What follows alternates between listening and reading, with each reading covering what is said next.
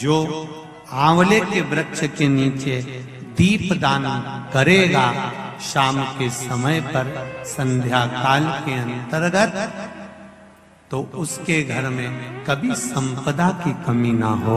लक्ष्मी जी ने कहा प्रभु आपकी आज्ञा है, मैं स्वीकार करता, मैं स्वीकार करता।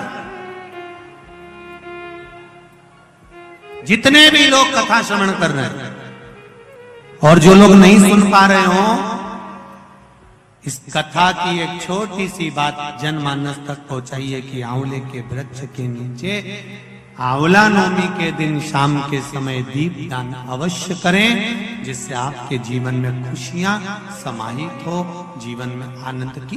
कार्तिक का महीना में जब शुक्ल पक्ष में नवमी तिथि आएगी, तब तू आंवले के वृक्ष के नीचे बैठकर आंवले के वृक्ष में दूध का सींचन कर देना। क्या चढ़ा देना? दूध।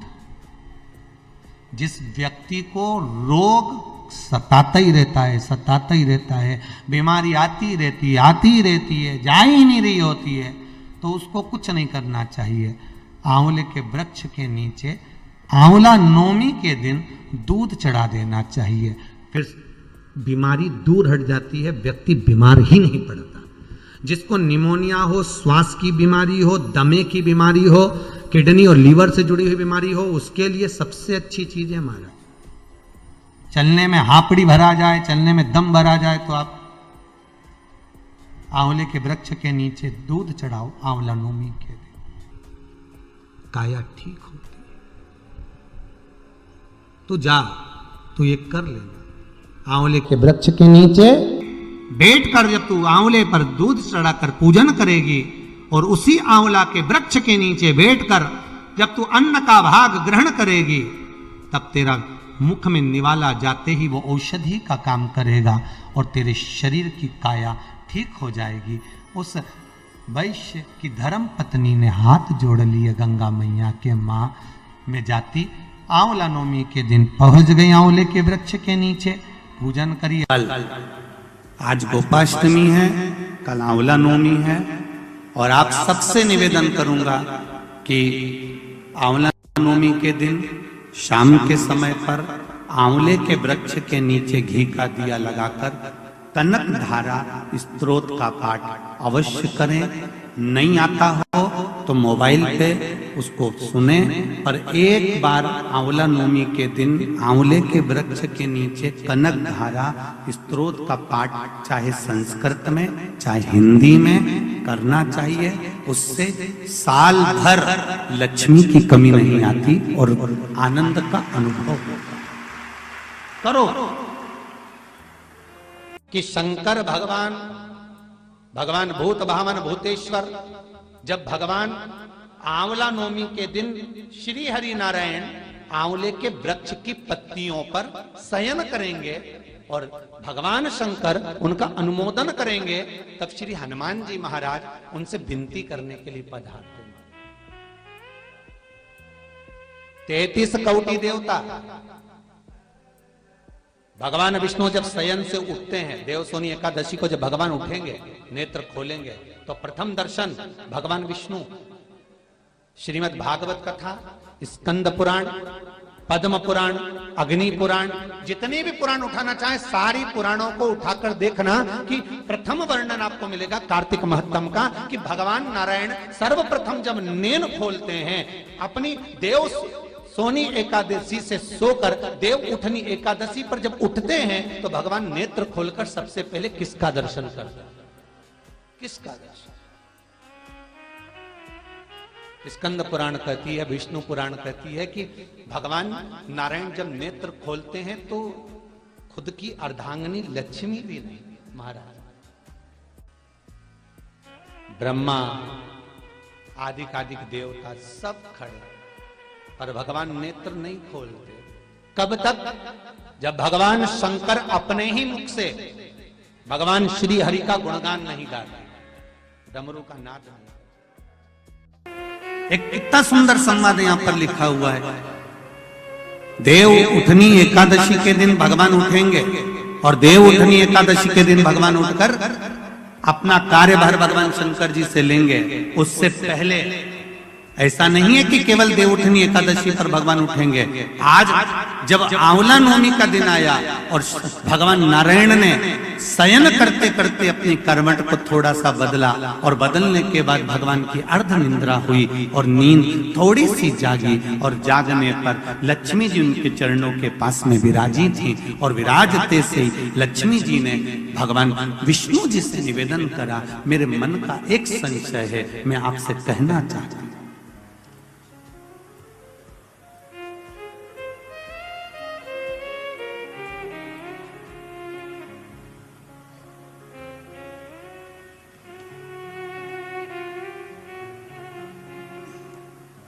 ये हमारे मन का भाव है कि हम भगवान को देव सोनी एकादशी पर सुलाते हैं और देव उठनी पर उठाते हैं, पर हमारी श्रीमद् भागवत कथा कहती है, शिव महापुराण की कथा कहती है, अग्नि पुराण, पद्म पुराण, नर्मदा पुराण हमको वर्णन करती है, एक क्षण की निंद्रा ब्रह्मा जी को आई थी, और ब्रह्मा जी की झपकी एक क्षण की लगी थी, और हाथ से वेद नीचे गिर गए थे। वेद नीचे गिरे, हयग्रीवा ने धारण कर लिए, और चारों तरफ पानी पानी हो गया, और पूरी पृथ्वी पानी में, जल में मग्न होने लगी। जरा विचार करिएगा, एक क्षण की निंद्रा ब्रह्मा जी को आई, और वेद हाथ से चले गए, और पानी पानी हो गया। और हम कहते हैं कि देव सोनी एकादशी पर देवता सोते हैं और देव उठनी पर उठते हैं। अगर 4-6 महीने जम के अगर वो सो गया तो एक भीगण का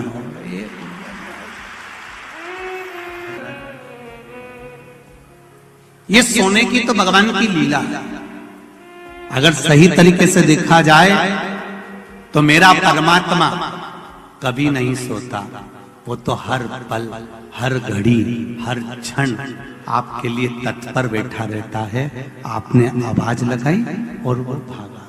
देव सोनी एकादशी पर भगवान सोए और देव उठनी एकादशी पर भगवान उठ रहे हैं। उससे पहले जो आंवला नवमी आई, इसको अक्षय नवमी कहा जाता है, इसको आनंद की नवमी कहा जाता है, भंडार भरने वाली नवमी कहा जाता है। उस दिन दिया गया, भरा गया, पुण्य समाप्त नहीं होता, इसलिए इसको अक्षय नवमी भी कहा जाता है। तो लक्ष्मी जी के मन में भाव उत्पन्न हो गया। लक्ष्मी जी ने कहा, प्रभु मेरे को पूछना है आपसे कुछ, मेरे मन का संशय मिटा दीजिए। तो भगवान ने पूछा, वो संशय कौन सा?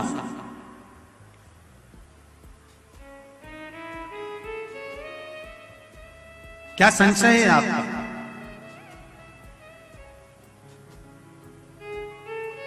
मेरा संशय केवल इतना सा है, क्या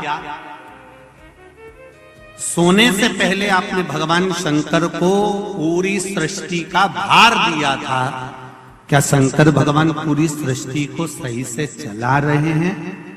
आपको ज्ञात है? भगवान विष्णु बोले, हाँ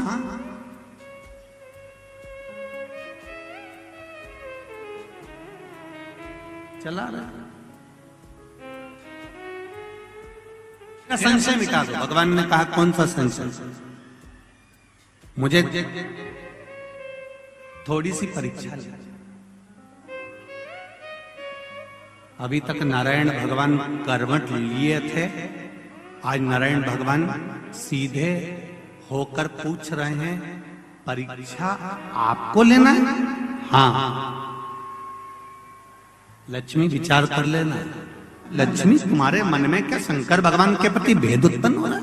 शिव जी के प्रति भेद उत्पन्न हो रहा है? मेरा एक निवेदन, पूर्ण श्रोता भाइयों से निवेदन है, शंकर भगवान पर कभी भेद उत्पन्न मत करना। क्या शिव जी को जल चढ़ाने से ऐसा होता है? क्या बेलपत्री खाने से ऐसा होता है? पहले चढ़ाकर देखो, खाकर देखो, लाभ हो तब विचार करिए। क्या हाँ होता है? को हम अपने जीवन में उतारें कि आंवला नवमी के दिन आंवले के वृक्ष के नीचे कुछ खाने का नियम क्यों है? बोलो, यहाँ से पहले लोग आंवला के पेड़ के नीचे पिकनिक मनाने जाते थे कि नहीं जाते थे? आंवले के वृक्ष के नीचे बैठते कि नहीं बैठते? क्यों? कोई तुमसे पूछे, कल के बच्चे तुमसे प्रश्न कर लेंगे, मम्मी कि आंवले के वृक्ष के नीचे क्यों पूजन करती हो, आंवले के पेड़ के नीचे क्यों जाती हो, आंवले के वृक्ष के नीचे पिकनिक मनाने क्यों जाना चाहिए, आंवले के वृक्ष के नीचे कुछ क्यों खाना चाहिए, आंवले के नीचे बैठकर दीप क्यों जलाना चाहिए। आज के बच्चे जो विज्ञान का युग है, इस विज्ञान के युग के बच्चों को विज्ञान के साथ जोड़कर बताना पड़ेगा आपको कि आंवले के वृक्ष की महत्वता क्या है।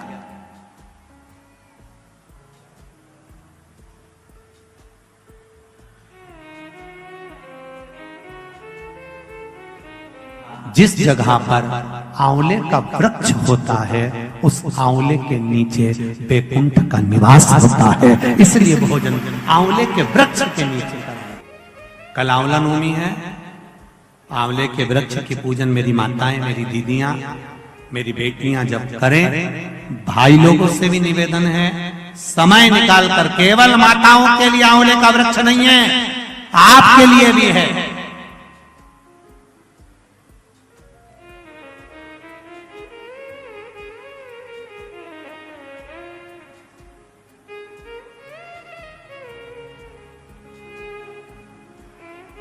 और मेरी माताओं से एक निवेदन, आंवले के वृक्ष के नीचे पूजन करने जाओ, और पत्ती भी अगर पड़ी हुई है तो उसको भी थोड़ा सा उठा कर लिया ना। अगर घर का कोई व्यक्ति नहीं गया होगा तो उसको मस्तक पर घर में ही वो पत्ती लग जाएगी, तो बैकुंठ का भाव तो उसके पास तक पहुंच जाएगा। उतना भी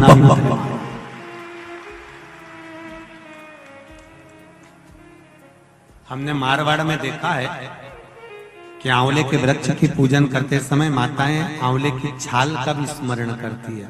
अपनी चीटी उंगली अंगुष्ठ से मारवाड़ी माताएं उसको भी अपने पल्लू में लेकर आती है, दीप प्रज्वलन करती है, उसको अलमारी में लाल वस्त्र के अंतर्गत तिजोरी में रखती है। क्यों? क्योंकि वो बैकुंठ का एक हिस्सा, बैकुंठ का एक भाव।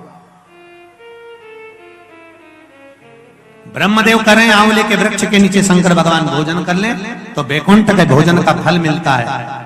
बैकुंठ के भोजन का फल, हाँ, लक्ष्मी जी ने उसी समय पर आंवले के वृक्ष के नीचे भोजन की व्यवस्था करी। शंकर भगवान भोजन करने के लिए बैठे, जैसे ही माता लक्ष्मी ने भोजन लगाया है, शंकर भगवान ने एक ग्रास भोजन को लिया, पाया और उठकर शंकर भगवान चले गए। थोड़ी देर बाद वापिस लौट कर आ गए, बैठ गए। पूछा महारानी ने, माता लक्ष्मी ने, मेरे शंभु, मेरे बाबा, मेरे भोलेनाथ, मेरे प्रभु कहाँ चले गए थे आप भोजन की थाली को छोड़कर? तब शिव जी कहते हैं कोई 4 संत भूखे रह गए थे, उनको भोजन कराने चला गया था। लक्ष्मी जी ने कहा आप सृष्टि के सही संचालन कर रहे हो, मैं जान गई आपको कि आप सृष्टि के सही संचालन करता हो। एक मन की अभिलाषा है, अगर आप पूरी कर दें तो, एक मन की अभिलाषा है, आप अगर पूरी कर दे तो। शिव जी ने पूछा क्या? मेरा मन है, आप अगर ब्रह्म मुहूर्त में सुबह का समय भोजन ग्रहण कर रहे हैं तो शाम का भोजन भी मेरे ही इस बैकुंठ में श्रवण भोजन ग्रहण करें। शिव जी ने कहा शाम को तो मैं पार्वती के साथ भ्रमण पर निकलता हूं, पर दोपहर के समय पर मैं आपके यहाँ भोजन करने फिर आऊंगा। अब की बार लक्ष्मी जी ने भोजन कराने बैठने से पहले माता लक्ष्मी ने 5 चींटियों को एक डब्बी में भरकर बंद कर दिया।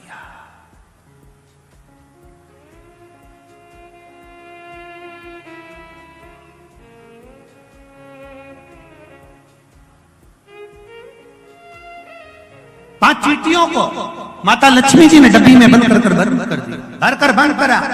शिव जी भोजन करने बैठे, बड़े प्रेम से भोजन पा रहे हैं भोलेनाथ, और आवाज लगाया भोलेनाथ जी ने, अरे लक्ष्मी, तुम्हारी माता ख्याति देवी मुझको ऐसी भोजन कराती थी, तुम्हारी माता ख्याति देवी भी मुझे ऐसे ही भोजन कराती थी और मैं प्रेम से पाता था। आज लक्ष्मी आपके हाथ का भोजन कर कर मुझे ऐसा लग रहा है कि मेरी माता, आपकी माता ख्याति देवी ही मुझे भोजन करा रही है। आपको माता के रूप में आज मैंने देखा है, जैसे ख्याति देवी को देखा वैसे आपको देखा।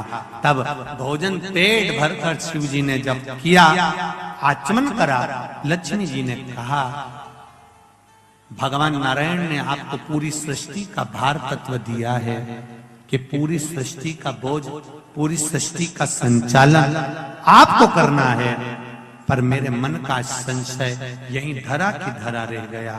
आप पेट भरकर भोजन कर लिए और 5 चींटी भूखी रह गई।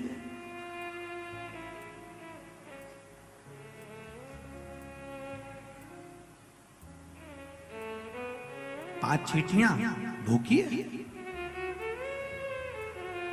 शिव जी मुस्कुराकर बोले, अरियो लक्ष्मी, कौन कहता है कि 5 चींटी भूखी है? कहां है चींटियां? लक्ष्मी जी कहती है, डब्बी में मैंने चींटी बंद कर रखी। 5 चींटियां भूखी है और आपने भोजन किया? जब भगवान विष्णु ने अपनी सृष्टि का भार आपको दिया था तो बिना उनको भोजन कराया आपने भोजन कैसे कर लिया? देवाधिदेव महादेव शंकर भगवान कहते हैं, लक्ष्मी, किसी पर आक्षेप लगाने से पहले, उंगली उठाने से पहले ये 3 उंगलियां अपनी ओर जाती हैं कि अपने अंदर झांक कर देखो कि तुम कैसे हो। पहले विचार करो, फिर उंगली उठाओ। लक्ष्मी जी, पहले डिब्बी में जो चींटियां हैं उनसे पूछो, उनने भोजन किया कि नहीं किया? मैंने तो सुबह से चींटियों को बंद कर कर रखा है, भोजन कहां से कर लेंगे? डब्बी खोली, चींटी के मुख में चावल का छोटा सा भाग फंसा हुआ था। लक्ष्मी जी की आंख से जल बहने लगा। भोलेनाथ, इनके मुख में चावल कहां से आ गया? शिव जी ने कहा, लक्ष्मी, तू जब चींटियों को बंद कर रही थी ना, तो तुझे दोष ना लगे, इसलिए तूने चींटियों के चरण को धोख लगाया था कि मेरे साथ परीक्षा में तुम शामिल हो जाओ, मेरे साथ थोड़ी देर के लिए तुम डब्बी में बंद हो जाओ। माना तुमको कष्ट होगा, इसलिए मैं सिर झुकाकर तुमको नमन करती हूँ, क्षमा मांगती हूँ। जब तू क्षमा मांग रही थी, तेरे कुंकू में जो चावल फंसा था, क्षमा मांगते समय डब्बी में गिर गया था। वो चावल चींटियों ने ग्रहण करा। वो अक्षत, वो चावल चींटियों ने ग्रहण किया।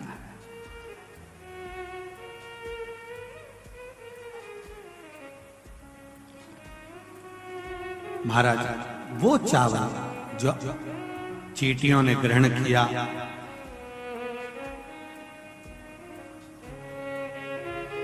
बस चींटियों का भोजन पहले हुआ है। लक्ष्मी जी की आंख से जल बह रहा है और रो रही है। क्षमा चाहती हूं, मैंने थोड़ा सा गलत सोच लिया, विचार कर लिया, आप क्षमा करें मुझको। शंकर भगवान ने कहा, लक्ष्मी जी, क्षमा मत मांगो, एक काम कर दीजिए।